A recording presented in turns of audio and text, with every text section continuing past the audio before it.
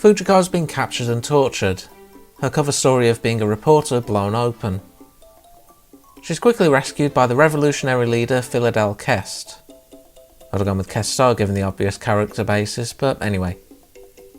3 months later, he's set to visit the UN to establish himself as an independent power over the nation of Carib, even in the face of the Doomsday Clock.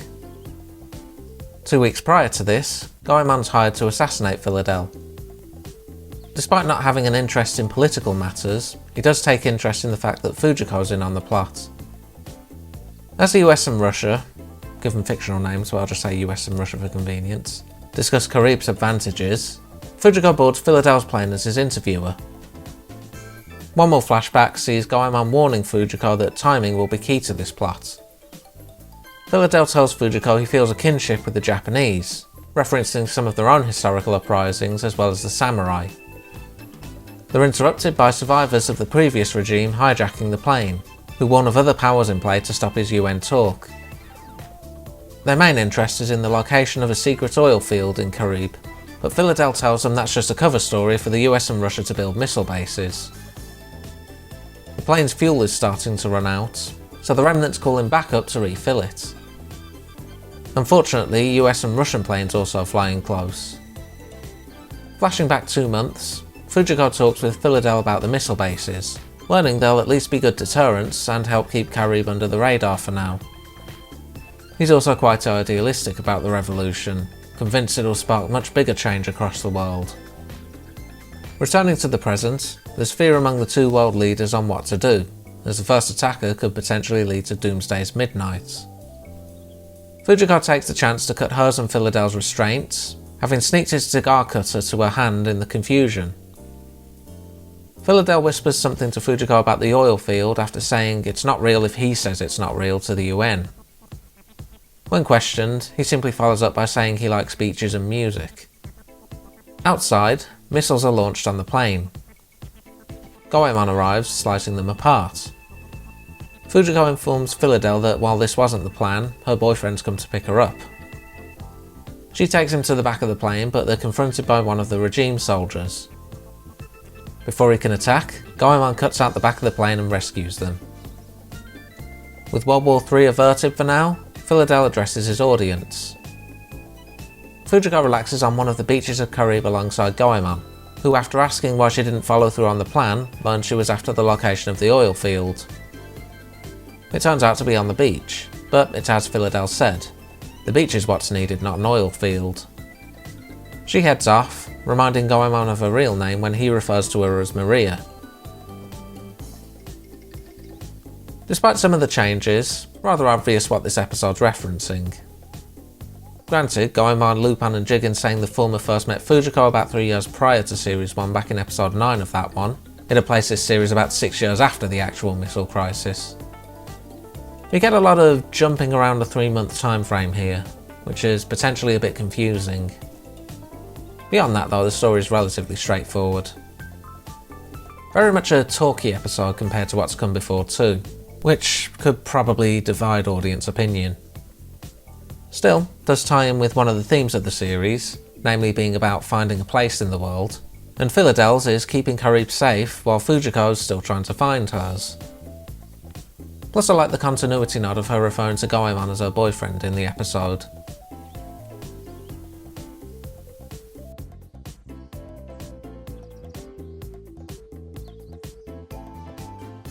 Lupin peruses some photos while cooking, commenting on a dying day as he focuses on one in particular.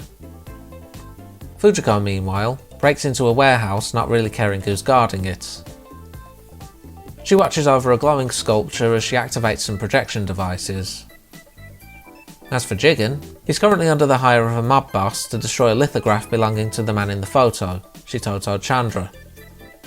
The boss tells him Shitoto has the power to predict people's deaths, deciding to ruin him as a last attack against him as he dies himself. Oscar and Zenigata discuss Shitoto, as the men whose deaths he predicted are all unconnected save for being former targets of Lupin's heists. Jigen heads to Shitoto, eager to destroy the lithograph. He's been beaten to it, as Shitoto shows him the entire thing was burned earlier. The police arrive and open fire. Jigen tries to flee but gets caught, though they were working on the assumption that Lupin was the one going after Shitoto. Jigen's arrested anyway and a truck approaches while they're transporting him. It unleashes flyers and causes chaos for the police convoy as it scoops up Jigen. No prizes for guessing who was behind his rescue. Shitoto thinks back to a visit from a man in an owl mask, who was the one to instruct him to predict the dying days of the victims. Back at Lupin's hideout, he gives Jigen the lowdown on Shitoto and his connection to the victims. Jigen soon realises Fujiko is also involved somehow and decides to help. Lupin confronts Shitoto in his car, curious to his motive. He's figured out the psychic powers are fake, and that he likely used various other methods such as orchestrated accidents or timed poison to make the deaths come true. When Shitoto doesn't talk, Lupin decides he's not worth keeping alive, leading the former to say how his employer wants to see if Lupin's worthy of Fujiko. Shitoto meets with Fujiko, who's there to sell the lithograph, or a projection of it, back to him. Fujiko calls him out on his spying on her when she stole it, having figured out she's talking to Lupin in disguise. Lupin brings the real Shitoto out of the car, who claims his psychic powers were real but they faded over time. The man in the owl mask claimed if Fujiko's dying day was told to her, it would allow them to return. The police are on the scene and open fire. Jigen's there to provide backup, and also destroys the lithograph as instructed by his former boss. Fujiko and Shitoto run, but before leaving she gives a snide comment to Lupin that if he wants to know what it's like to claim her, then ask Senigata. Shitoto stops running as he feels his power returning to him. He shouts to Fujiko he knows her dying day, dropping the name Luisio Almeida as he does so. The name causes Fujiko to have another vision, as a piece of debris struck by lightning pins Shitoto down. Fujiko shoots a loose wire at Shitoto, who realises seconds before he's electrocuted that this was his own dying day. As Senigata looks over the aftermath with Asuka, Lupin ponders Shitoto's powers and how death can't truly be predicted. Fujiko, however, is left wondering what the name Luisio Almeida's significance is in connection to the visions. I think it's here that the gang, at least as it was in early Series 1, start coming together in a closer fashion. Still not really as the gang as such, but the gears are starting to move towards it. Plus there's a subtle nod to the second episode of Series 1 with the cooking scene, continuing the little things that pay tribute to the past. This one also marks the first real instance of Lupin disguising as someone in the series too, unless you want to count the sarcophagus. It's a bit ambiguous as to whether Shitoto really did have psychic powers in the end. He claims he did and seemingly regained them, and supernatural's hardly a new concept to Lupin III, but Lupin's been applying logic to a lot of the supernatural over the course of this series. The name Luisio Almeida does have significance though, as while it's the first time the name's been said in full, the initials did appear in episode 1 alongside a monologue about Fujiko. The name being mentioned also marks the first time Fujiko's actually seen scared, as even Asuka's trickery a couple of episodes ago left her annoyed more than anything. It'll all come together by the end of the series, of course.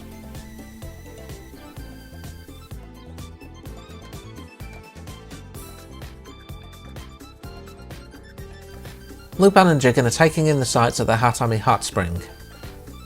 Jigen's decided to accept the team up as he's homeless, while Lupin could use some extra hands to steal any valuables there. Jigen grows frustrated with the scam of a shooting gallery he's taking part in, so he uses his real gun to take it out. A big attraction is the auction house, with all sorts of weird and wonderful sideshows. The artist Natar Aiden created a piece using a young woman, covering her body in elaborate patterns as a living canvas. Lupin plans to steal her, but the plan's thrown off when the awning comes down too early and a cloaked figure grabs the girl. Jigen fires at some of the supports, which allows the girl to escape and Lupin to block her kidnapper. Lupin and Jigen find the girl, while security goes after the cloaked figure, revealed to be Fujiko. Lupin and Jigen take the girl to a hotel room, where the latter expresses being sickened that someone would use a person like this. He helps calm her down by giving her a toy he took from the shooting gallery.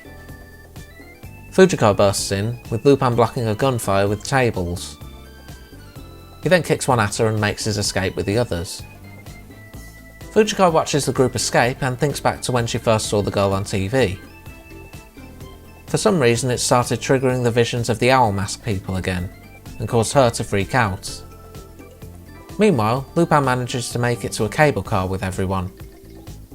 Fujiko catches up and fires, jumping to the ropes to continue pursuit. Jigen fires back and manages to knock her off balance briefly.